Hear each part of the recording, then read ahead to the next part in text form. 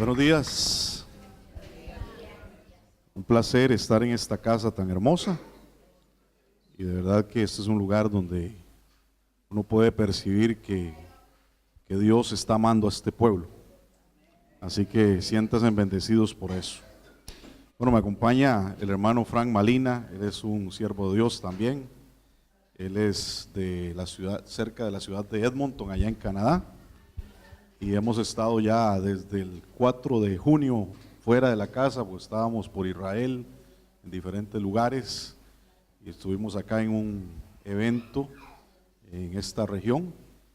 Y bueno, hoy estamos ya cerrando este hermoso tiempo y mañana regresaremos a casa. Es un privilegio estar acá. Yo quisiera que Frank comparta lo que Dios también le ha puesto en el corazón para ustedes. Want to share a little bit?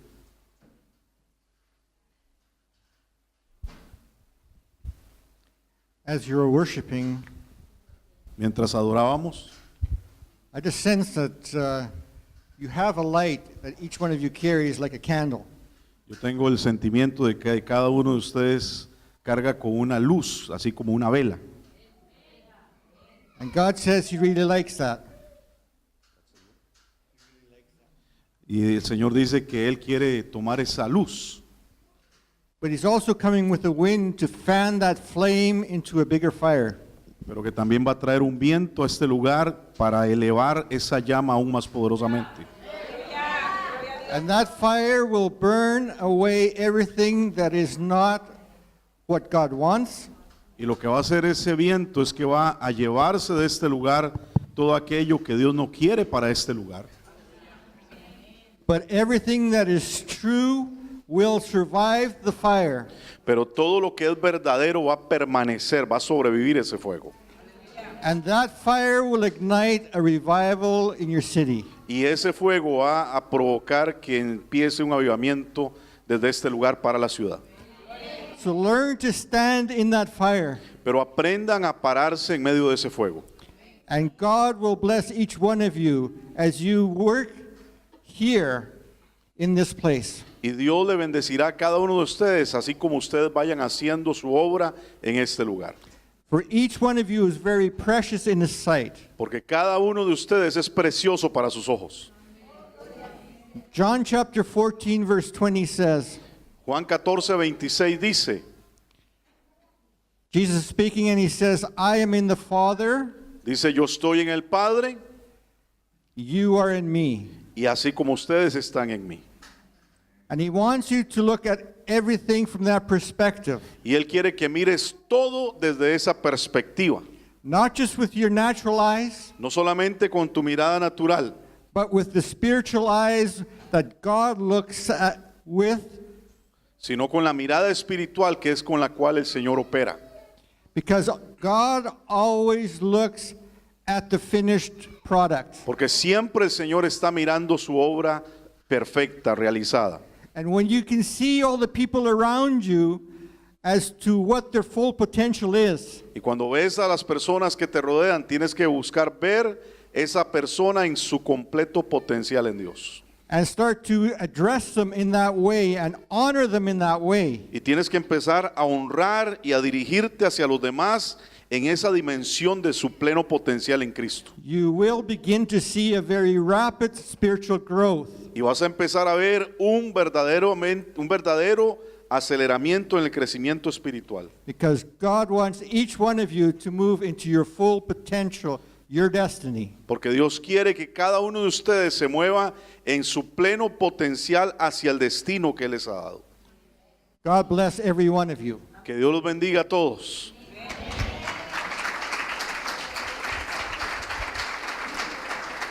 Amén. Vamos a orar. Padre, te damos gracias por esta palabra que nos has dado a través de tu siervo. Y también queremos establecer tu resguardo en esta casa. Queremos establecer que este lugar sea un lugar invisible e inaudible a las operaciones del enemigo. Y que todo espíritu contrario a este lugar y a la presencia de Dios sea hecho ciego, sordo y mudo. Y que en este lugar empiece a levantarse cada día más como un lugar donde las operaciones perfectas y misteriosas del Padre pueden ser establecidas siempre en el nombre de Jesús. Amén. Muy bien, vamos a leer algunos pasajes. Quiero leer Lucas 11, 47 o 46, desde el 46 al 47 y por ahí. Dice de la siguiente forma: y él les dijo: ay de vosotros, también intérpretes de la ley, porque cargáis a los hombres con cargas que no pueden llevar, pero vosotros ni aun con un dedo las tocáis. Ay de vosotros, que edificáis los sepulcros de los profetas, a quienes mataron vuestros padres. De modo que sois testigos y consentidores de los hechos de vuestros padres, porque la verdad ellos los mataron y vosotros edificáis sus sepulcros. Cuando cantábamos ahora un canto muy hermoso que hablaba acerca de la obra de Dios, yo quisiera que usted se pregunte: ¿cuál es la obra de Dios? Verdaderamente tenemos que reconocer que la obra verdadera de Dios somos cada uno de nosotros. Cada uno de nosotros es un templo que Dios ha edificado para que en esta tierra se manifieste su presencia. Y yo sé que la iglesia normalmente quiere levantar edificios para que los usemos como herramientas donde podamos funcionar como congregaciones, pero lo más relevante en la vida de un creyente es entender que su vida es un templo y que ese templo está diseñado para que la presencia de Dios permanezca en ese lugar. Que ese templo ha sido diseñado para que las operaciones del Padre ocurran a través de su vida. Y nosotros tenemos que preguntarnos qué es lo que estamos edificando en nuestra vida. Porque sabe, yo creo que hay un tiempo donde tenemos que meditar en nuestro camino y preguntarnos cómo estamos edificando nuestra vida. Muchas veces, en muchos lugares, se ha perdido el enfoque de cómo se debe edificar. Y lamentablemente a veces estamos haciendo cosas que a la vista de los hombres son extraordinarias, pero no tienen nada que ver con la voluntad del Padre. Y cuando tú ves, por ejemplo, la historia de la Torre de Babel, ¿alguien la recuerda, sí? Te das cuenta que los hombres empezaron a edificar algo extraordinario.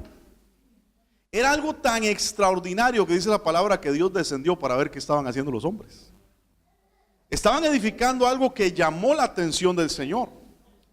Pero dice claramente la palabra que ellos empezaron a descubrir que en lugar de piedras podían coser ladrillos. Y dijeron: bueno, hagámonos una torre y edifiquemos un nombre para nosotros mismos. ¿Sabe qué es lo que estaban sucediendo realmente? Estaban provocando una sustitución. Porque las torres, de acuerdo al propósito de Dios, no se construyen con ladrillos. Las torres se construyen con piedras vivas.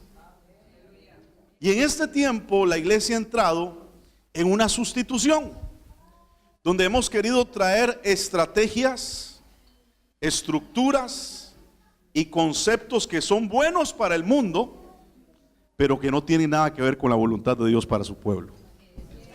Y cuando empezamos a edificar con esos conceptos, la gente empieza a ver resultados. La gente de repente se vuelve exitosa. La gente de repente empieza a provocar cosas que dice uno: wow, Dios está con ellos, pero Dios no está ahí. Porque Dios está donde sus planes se están llevando a cabo. Y sabe, esto es algo que quería compartir desde mi corazón, porque es algo que yo personalmente he vivido. Y quería contarles un poco del testimonio nuestro allá en Costa Rica. Nosotros teníamos una iglesia que a la vista de mucha gente era una iglesia muy grande, una iglesia con muchos recursos, una iglesia que cuando hacíamos eventos se llenaba, impactábamos realmente el país con muchas cosas. Pero cuando yo tomo esta iglesia tenía como 25 años de existir y por la gracia de Dios me corresponde a mí llegar a ser el pastor de ella. Lo primero que Dios me dice es: yo quiero hacer cambios. voy a hacer cosas nuevas. ¿Cuántos de ustedes han escuchado palabras como esa? Ah, Dios quiere hacer cosas nuevas en nuestra vida. ¿Sabe qué hace uno cuando escucha esa palabra? Uno se alegra. Y cuando llegaba gente y nos lo decía a la iglesia, mire, la gente brincaba hasta en la silla de la emoción, de la alegría. Ah, Dios va a hacer cosas nuevas. Pero ¿sabe cuál es el problema de esas palabras? Cuando Dios empieza a hacerlas realidad.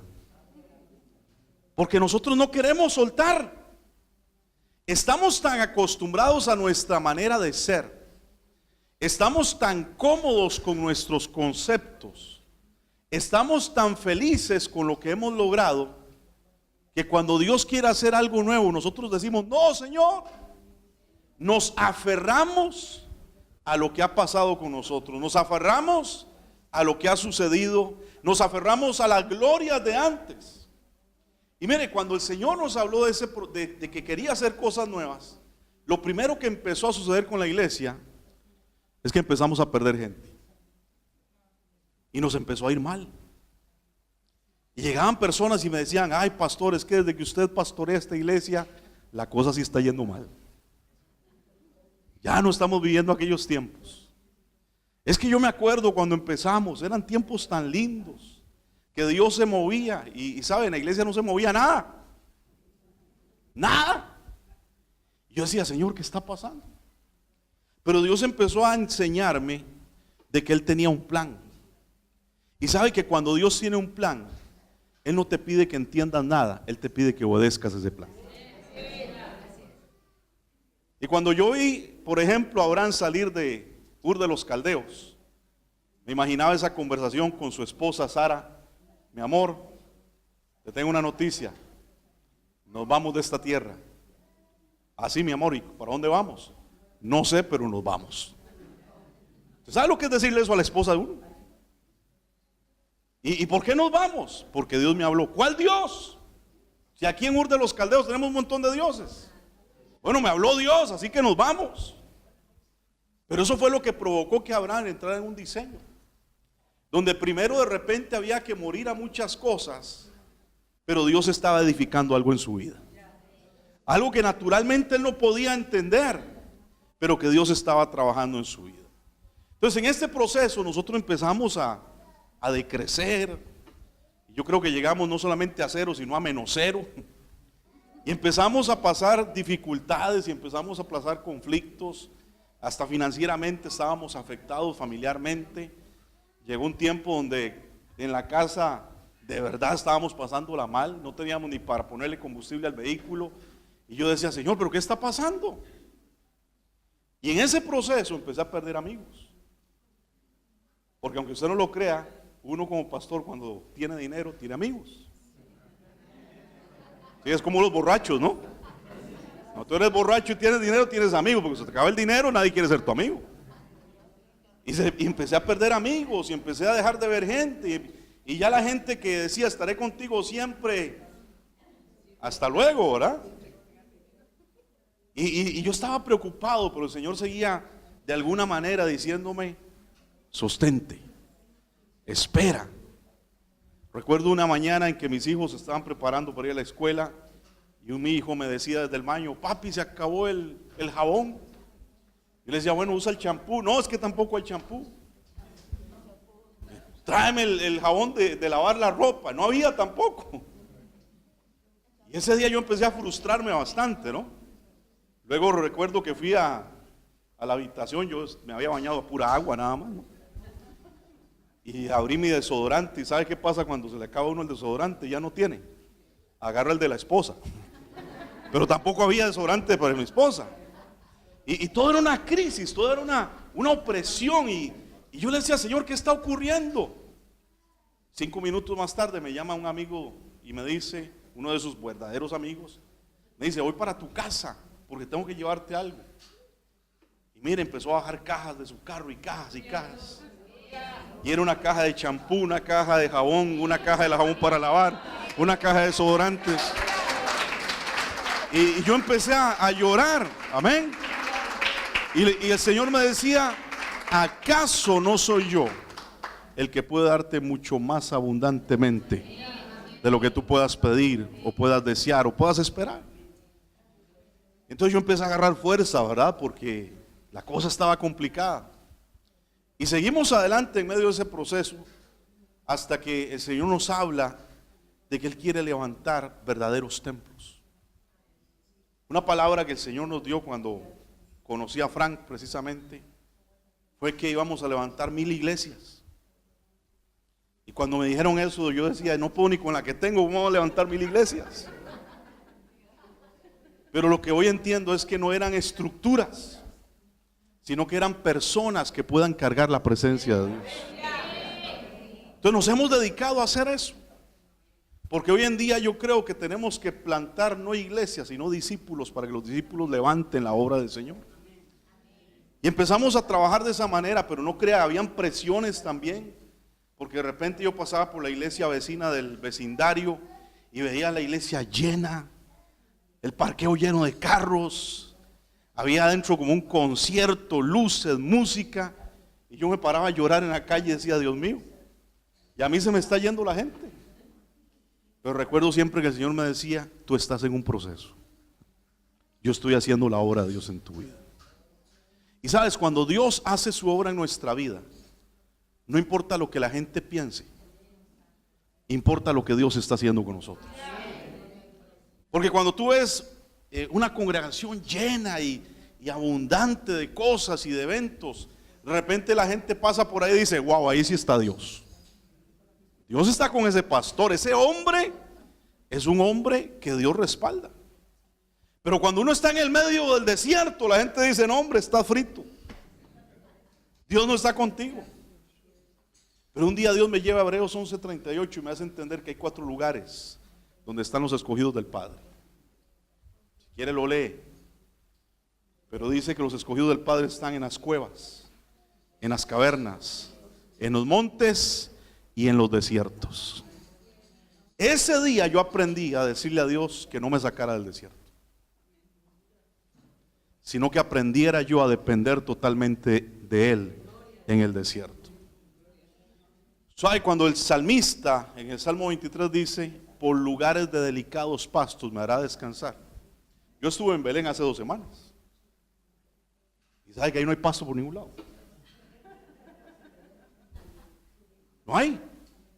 Yo me imaginaba que los lugares de delicados pastos es como la historia de Heidi con el abuelo viviendo allá en los Alpes suizos. Todo verde, todo bonito. Pero ¿sabe qué entendí en Belén? Que los delicados pastos nacen debajo de las piedras. Y hay que aprender a buscarlas. Y cuando uno se deja guiar por el pastor, encuentra el pasto necesario para satisfacer su vida. Ese desierto que tal vez tú puedas estar viviendo hoy no es una maldición, es un lugar donde Dios está formándote para que aprendas a depender de Él. Y seguíamos adelante en ese entendimiento, hermanos. Pero al final llegué a comprender que Dios está probando nuestra obra, está probando nuestra vida. Vaya conmigo, por favor, a 1 Corintios, capítulo 3,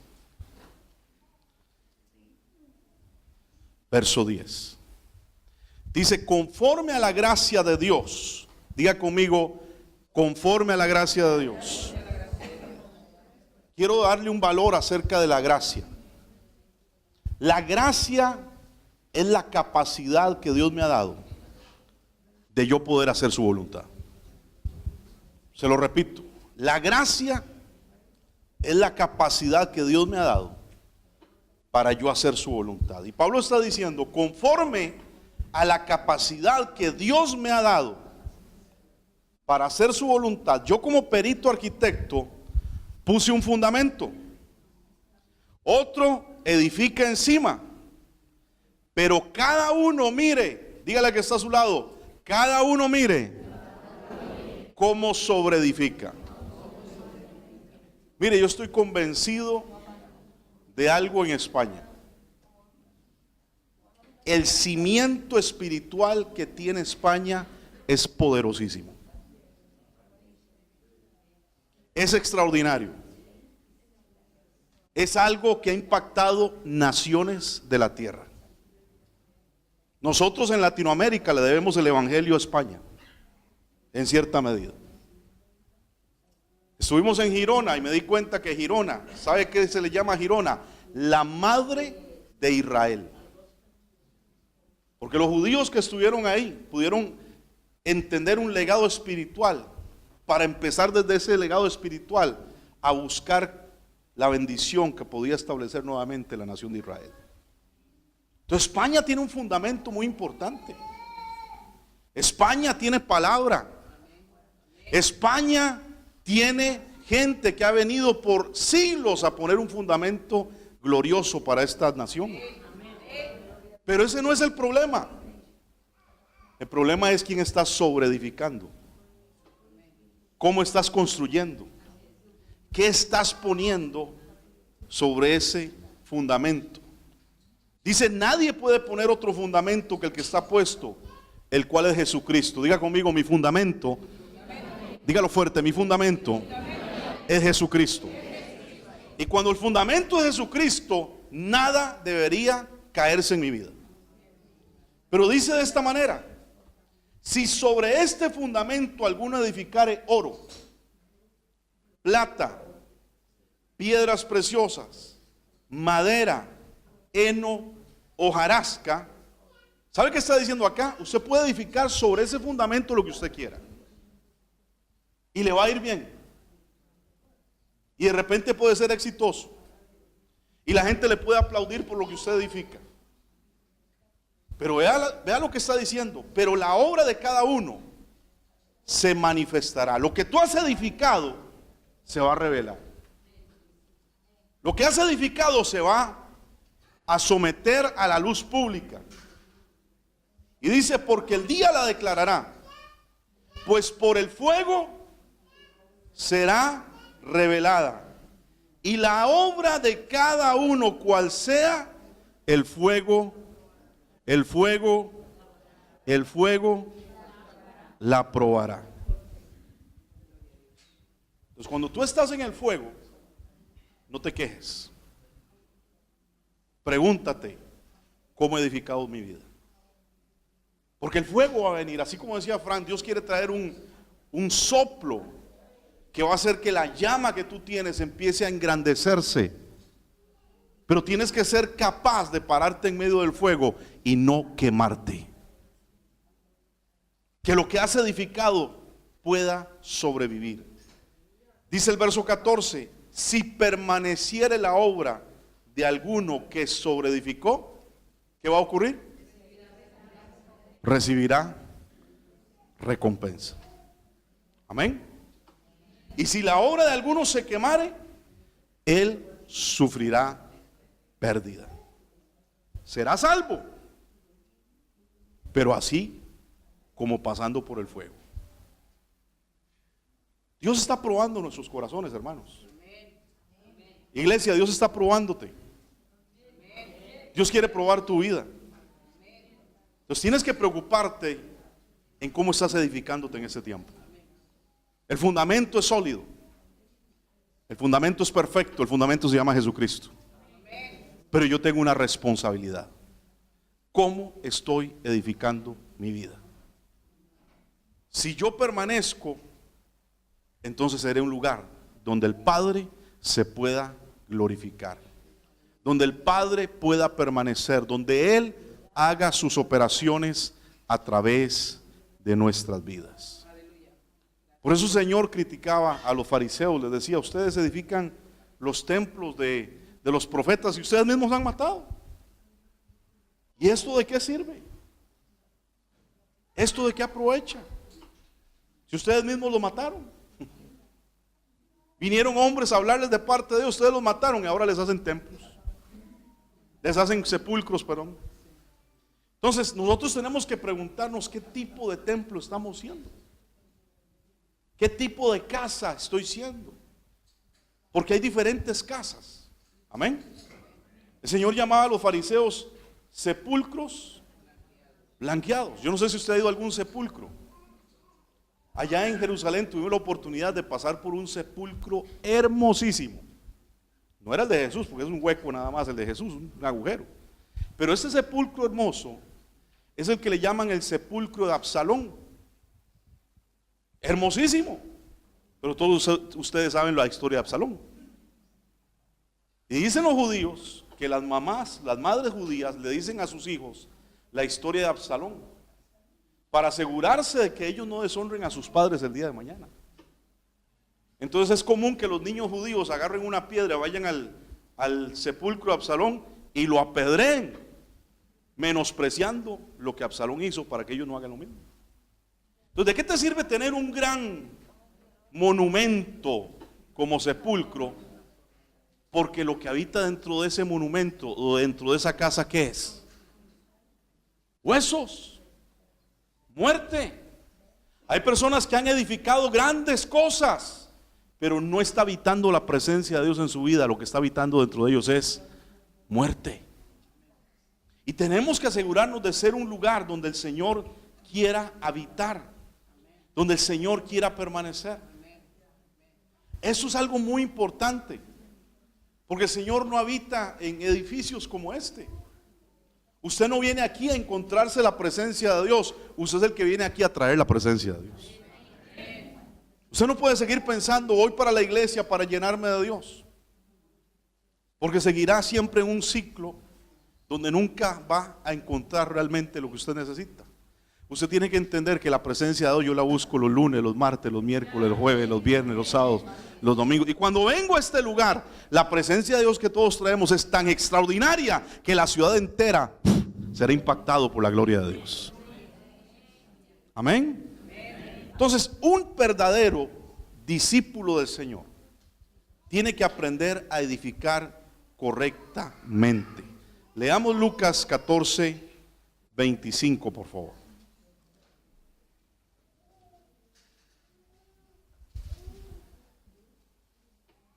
Lucas 14, 25. ¿Alguien lo tiene ahí que lo pueda leer en voz alta?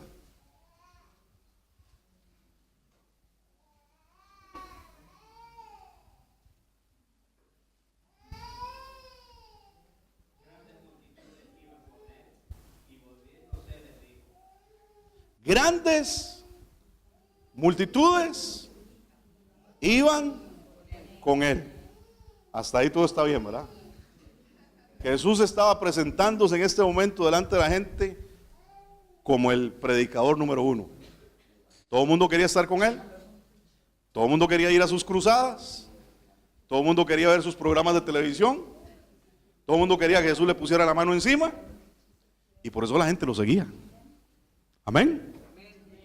Pero vea lo que dice el verso 26. Si alguno viene a mí y no aborrece padre, madre, mujer, hijos y hermanos y hermanas, y aún también su propia vida, no puede.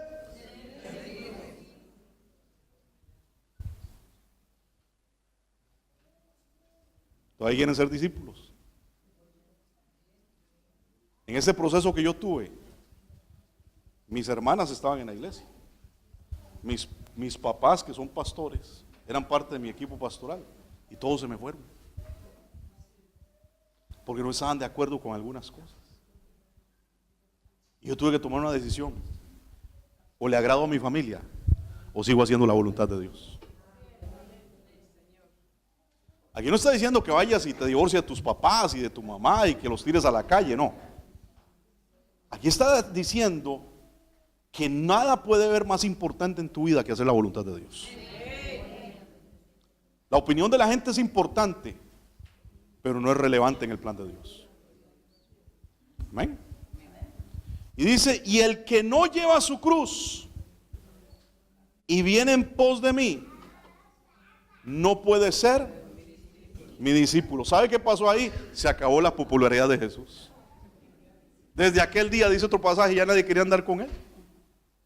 Ya nadie quería seguir.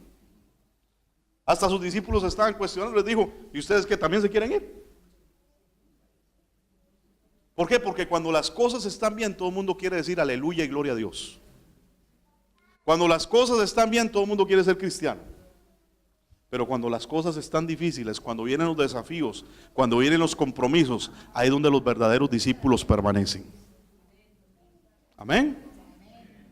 Llevar la cruz, hermanos, No es agarrar así como el muñequito de Semana Santa, ponerse la cruz al hombro y decir yo sigo a Cristo.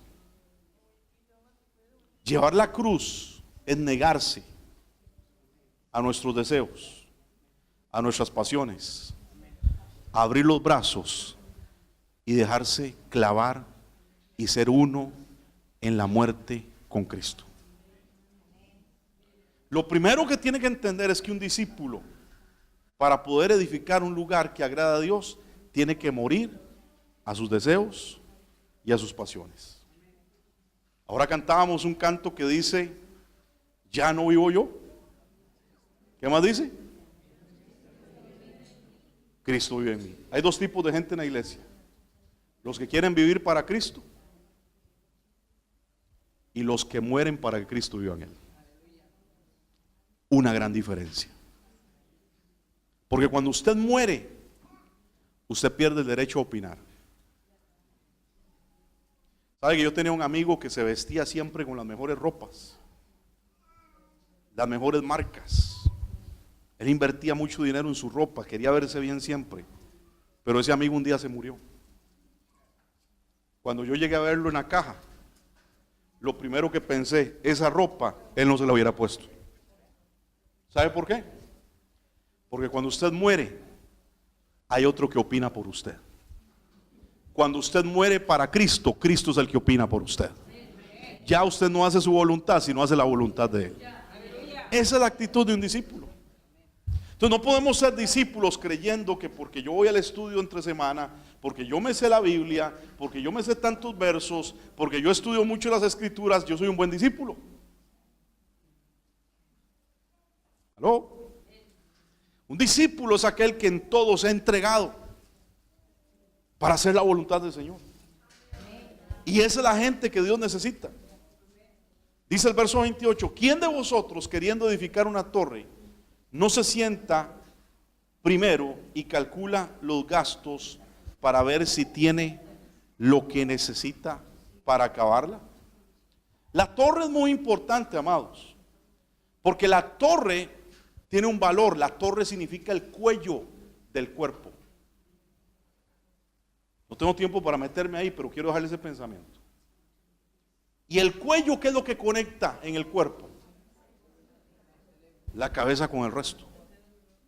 Los discípulos son los que provocan que la cabeza, que es Cristo, se conecte con el resto del cuerpo. Entonces no podemos edificar torres si no tenemos discípulos. Gente que ha entregado su vida para que se haga la perfecta voluntad del Señor. Verso 29, no sea que después que haya puesto el cimiento y no pueda acabarla, todos los que la vean comiencen a hacer burla de él.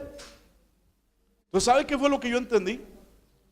Que nosotros teníamos una iglesia que llegó a tener 1200 miembros, pero no teníamos discípulos. Porque a la hora, como decimos en Costa Rica, a la hora de los balazos, nadie aparecía. A la hora que las cosas se ponían difíciles, no habían discípulos. Todo el mundo quería estar en el evento, todo el mundo quería estar cuando la alabanza estaba bonita. Nosotros teníamos un supergrupo de alabanza. Cuando venía Marco Guido, Danilo Montero, Paul Wilbur, ellos ensayaban con él y todo el mundo estaba feliz con ese grupo. Pero cuando empezamos a ordenar la casa, porque lo que teníamos eran buenos músicos, pero pésimos discípulos, la gente empezó a irse del culto. Porque ya no cantábamos con el supergrupo de alabanza, sino con un CD.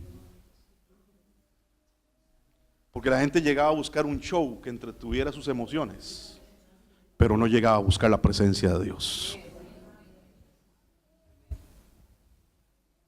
Y fuimos la burla de mucha gente, porque queríamos sostener grandes cosas con personas que no eran discípulos. Las cosas del reino se sostienen con verdaderos discípulos. El reino de los cielos es un tema de responsabilidad. Hoy la gente habla mucho del reino, pero el reino de los cielos es un tema de responsabilidad. Y Dios va a levantar en esta casa gente tan responsable que va a poder traer los diseños del reino sobre la ciudad de Barcelona y se van a sostener. No es gente que está esperando que llegue un famoso, una estrella del mundo evangélico para ver si llenamos un estadio, para ver si hacemos un evento, para ver si algo pasa en Barcelona. Lo que tiene que pasar en Barcelona va a pasar con discípulos de estas casas espirituales que Dios está levantando. Lo que tiene que ocurrir en esta tierra va a suceder con un corazón dispuesto, un corazón humillado delante del Señor. Dejemos de esperar a ver quién viene a rescatarnos y decir, oh, ¿quién podrá defendernos? Y empecemos a entender que nosotros tenemos responsabilidad sobre nuestra tierra. Que nosotros somos los que vamos a transformar esta ciudad. Que nosotros vamos a hacer que los musulmanes que están llegando inclusive a España lleguen a este lugar para encontrarse con el Señor. Frank me decía algo muy importante, porque alguien de su familia, él es de origen austriaco, alguien de su familia decía, estoy preocupado, tantos musulmanes llegando a nuestros países. Y él les decía, ¿sabe cuál es el problema? Que como ustedes no quieren ir, el Señor se los está trayendo. Y muchos de estos nunca han escuchado ni siquiera el nombre de Jesús. Pero cuando lleguen a esta tierra, no nos quejemos, sino manifestemos la gloria de Dios. La tierra está gimiendo, esperando la manifestación gloriosa de los hijos de Dios. España no necesita una iglesia más. España no necesita un concierto más. España no necesita un evangelista más. España no necesita gente más llenando la iglesia. España necesita la manifestación gloriosa de los verdaderos hijos de Dios. Amén.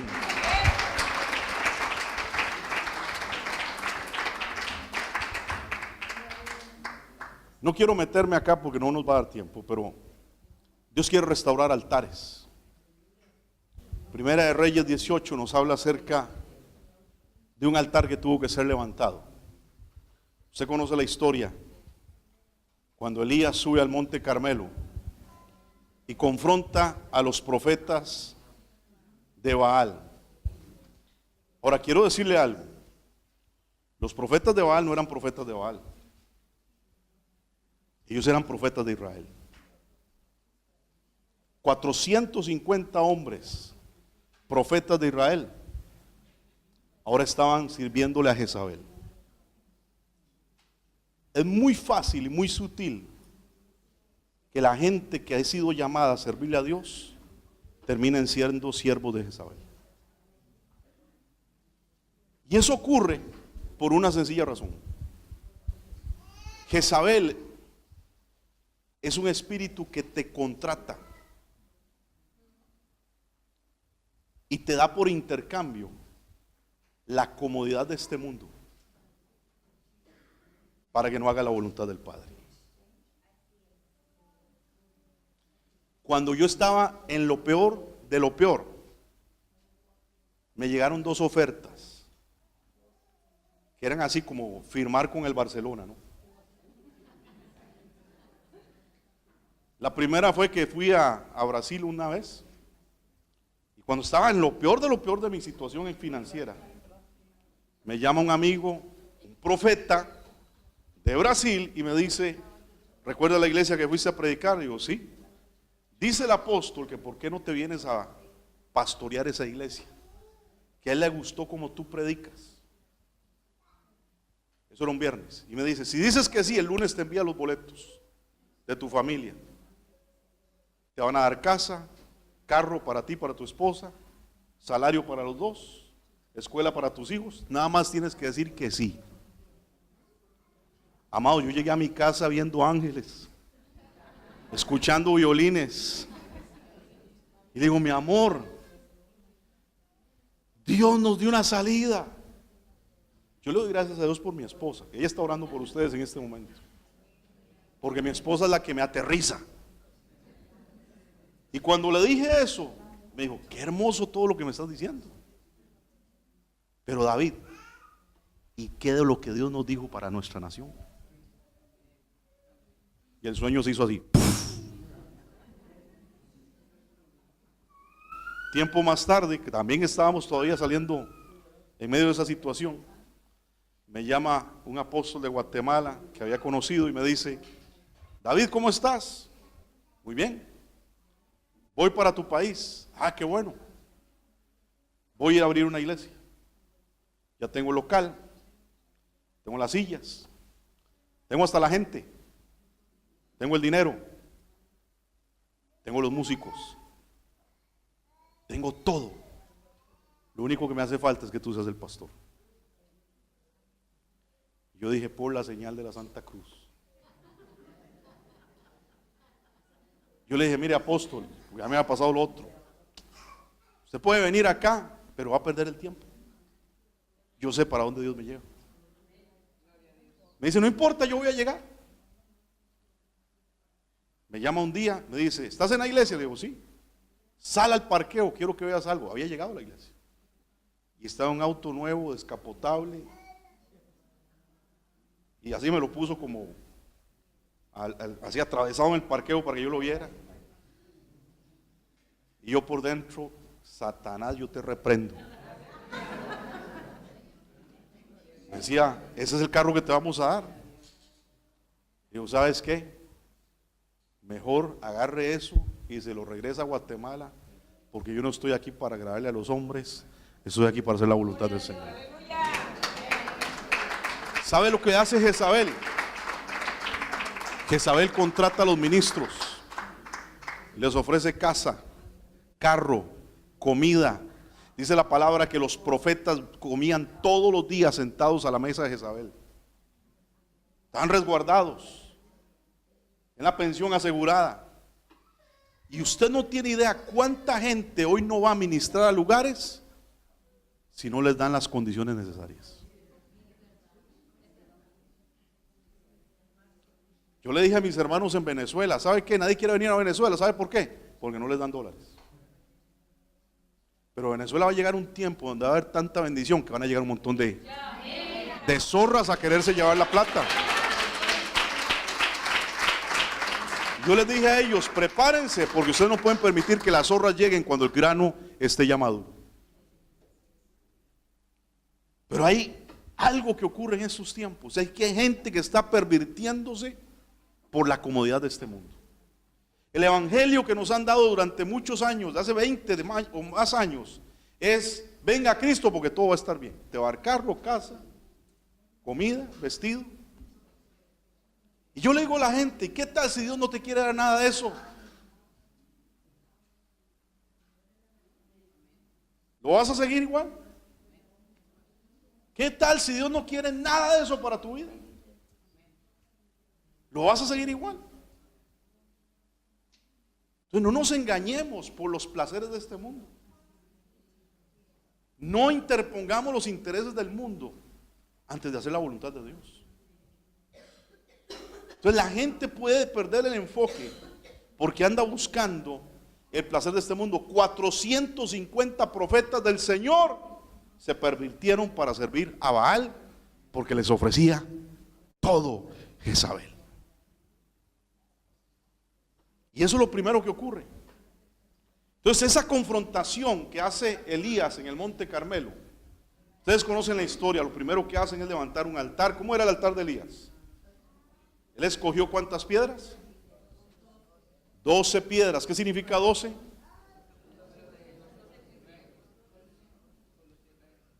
Pero también significa discípulos. Los discípulos son piedras vivas. Amén. Los discípulos son piedras vivas. Leamos ese pasaje. Primera de Pedro 2:4.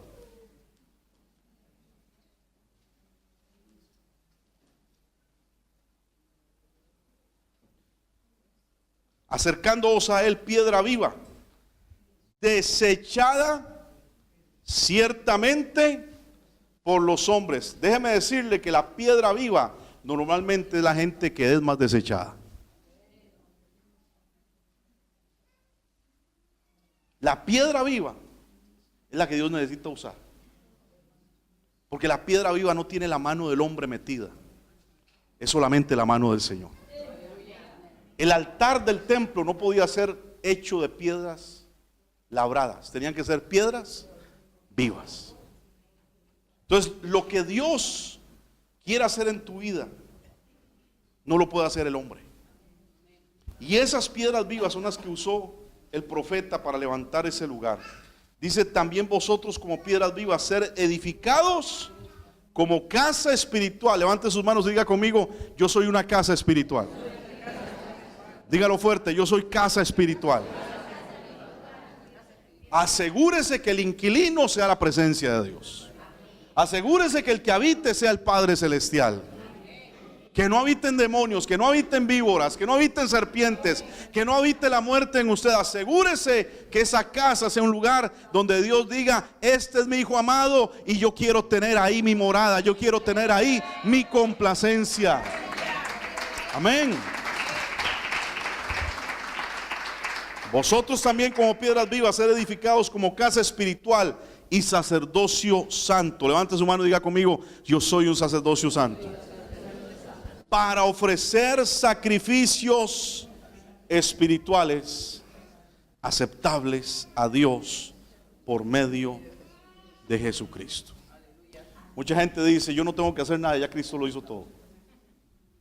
Pero aquí dice que tenemos que hacer sacrificios espirituales. El valor del sacrificio es muy importante. Toda la Biblia está estructurada por medio de sacrificios. Toda. El pueblo de Israel ha sido estructurado por sacrificios. Y yo voy a estructurar mi vida espiritual haciendo sacrificios. ¿Qué tengo que sacrificar? Tal vez cosas que Dios no me pide, pero que yo las entrego porque quiero agradar a Dios. Que yo las doy porque yo quiero hacer su voluntad. Porque en cada momento que yo voy madurando, que cada momento que yo voy creciendo, hay cosas que me va pidiendo el Señor. Dice Hebreos capítulo 12, verso 2, que tenemos que despojarnos de todo pecado y todo peso. Entonces el pecado es pecado, y ya usted sabe que es un pecado, ¿cierto? Pero el peso es lo que te estorba para avanzar correctamente. Entonces son cosas que usted no considera pecado. Son cosas que tal vez usted dice: esto no es malo, pero son un estorbo para que usted pueda avanzar. Entonces quítese todo aquello que a Dios le impide hacer su voluntad a través de su vida. Entréguese, ábrase al Señor. Y eso es lo primero que debemos de entender. Para ser un lugar de edificación donde el Señor se manifieste, tengo que ser una piedra viva. Lo segundo que hace Elías es que construye una zanja. Y esa zanja, también cantamos de ello porque representa el río de Dios.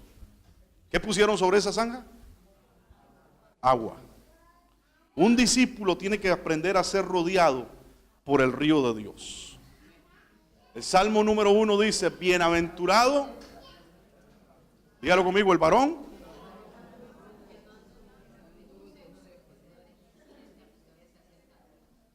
sino que en la ley de Jehová está su delicia, en ella medita. ¿Cuántas veces al día usted medita en la palabra de Dios? Esa es la cuadratura del heredero. En la ley de Jehová está su delicia, en ella medita de día y de noche. Será como árbol plantado junto a corrientes de aguas. El árbol plantado junto a corrientes de aguas es el árbol que está en el desierto, pero está buscando las profundidades donde están las fuentes de agua. Un discípulo tiene que ser una persona con raíz espiritual, con profundidad en la palabra. Usted no puede ser de aquel que se aprende versículos de domingo y vive con eso. Usted tiene que tener hambre todos los días de profundizar en la ley del Señor, en la palabra del Señor. ¿Qué es lo que Dios me tiene que revelar? ¿Qué es lo que Dios me tiene que enseñar? Porque sabe una cosa, la palabra se va a revelar de acuerdo a la honra que usted tenga a ella. Y el resultado de eso es que da fruto a su tiempo. Su hoja no cae y todo lo que hace prosperará. Yo no prospero porque me dicen traiga una ofrenda al altar. Yo prospero porque yo profundizo en la palabra de Dios. Doy fruto a su tiempo. permanente, un fruto que agrada al Señor. Lo tercero que ponen en ese altar, usted lo puede leer en su casa, son 2 medidas de grano. Porque un discípulo tiene que aprender a tener fruto perfecto. Y eso es lo que significa esa medida. No solamente es fruto, sino es un fruto que sea perfecto. Pregunta, ¿qué es fruto? Fruto no son las cosas que usted hace. Fruto no es traer gente a la iglesia. El fruto tiene que ver con su esencia. ¿Quién es usted? Por ejemplo, todos conocen el mango, ¿sí? ¿Qué pasa si yo traigo un mango de Costa Rica y lo planto aquí en Barcelona? Y esa semilla se convierte en un árbol que el día de mañana va a dar fruto. Ese fruto que da ese árbol, ¿a quién se parece? ¿A los mangos que se puedan dar en Barcelona o a los que se dan en Costa Rica? Porque carga con una genética. Vamos. Usted fue plantado en esta tierra para no dar un fruto terrestre, sino dar un fruto celestial. Entonces, fruto es la semejanza que usted tiene con el Padre.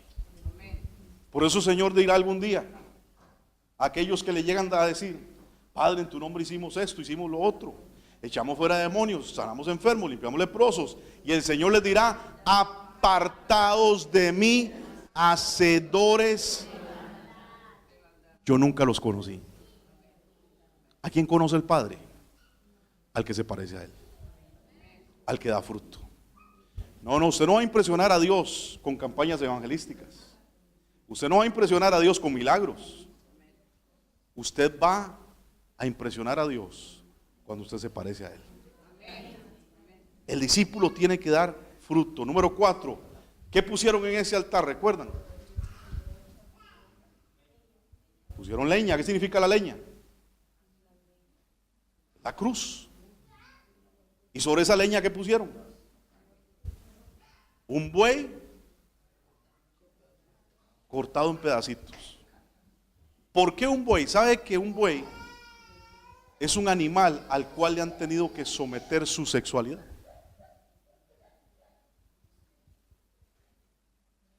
Un verdadero discípulo tiene que aprender a gobernar su vida sexual. Y si hay algo terrible en las iglesias allá en Costa Rica, es líderes con tremendos desórdenes sexuales. Y tenemos que someternos a Dios. Ahora, la sexualidad es una bendición. Amén.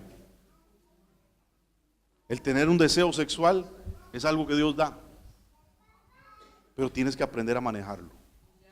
Tienes que aprender a someterlo. Yo le doy un secreto a los jóvenes que están acá, que no están casados, o a los solteros. Canalice el deseo sexual siendo productivo para Dios. Porque el deseo sexual es una fuerza que Dios ha dado al hombre y a la mujer para crear cosas que no existen. Y por eso es que nacen niños. Pero si usted no está casado, yo no voy a ser hipócrita y decirle: hermano, usted no puede sentir nada mientras yo sí estoy casado. Lo que le estoy diciendo es que canalice esa fuerza metiéndose a buscar de Dios y decirle: Señor, ¿qué quieres hacer conmigo? ¿Qué quieres que yo produzca? ¿Qué quieres que yo haga para tu reino? Y le voy a decir una cosa: van a venir ideas, van a venir creatividad, va a venir un fluir de Dios a través de su vida. Pero tenemos que aprender a estar sometidos en nuestra pureza delante del Señor. Lo siguiente que pusieron ahí, que todo el mundo sabe qué es que trajeron cántaros de agua. Esos cántaros también representan a los discípulos, que tienen que estar llenos de ¿qué? De la palabra del Señor. Y el agua es la revelación. ¿Cuántos cántaros llevaron? ¿Cuántas medidas? 12 medidas de agua. Tenemos que, como discípulos, estar llenos de revelación. ¿Cuál fue el resultado de ese sacrificio? De esa estructuración, de ese altar. Que los sacerdotes de Baal estuvieron ahí cantándole a su Dios y nada ocurrió. Pero Elías solamente clamó al Señor y el Señor respondió. Pregunta, ¿cuántas veces hacemos esfuerzos humanos para ver la manifestación de Dios y nada pasa? ¿Sabe por qué? Es porque el altar no está preparado. Nuestro trabajo, iglesia, es prepararnos como un altar, es prepararnos como una morada celestial, es prepararnos como un lugar donde Dios puede operar. Y Dios naturalmente va a usar tu vida para manifestar su poder y su gloria donde quiera que tú estés. Porque tú eres el altar del Señor. Esta tarima no es el altar del Señor. Le llamamos altar, pero el altar del Señor no es esto. El altar del Señor eres tú. Es tu vida. Y así como de hermoso queremos tener este lugar con tecnología y con cosas que nos puedan agradar, que son de gran bendición, así deberíamos de preocuparnos nosotros, que nuestra vida esté funcionando correctamente para Dios. Y yo creo, amados, que lo que Dios va a hacer a través de esta casa será algo impresionante, así como verdaderos discípulos permanezcan levantándose para decirle: Señor, yo no quiero vivir para mí, yo quiero morir para que tú vivas en mí. Amén.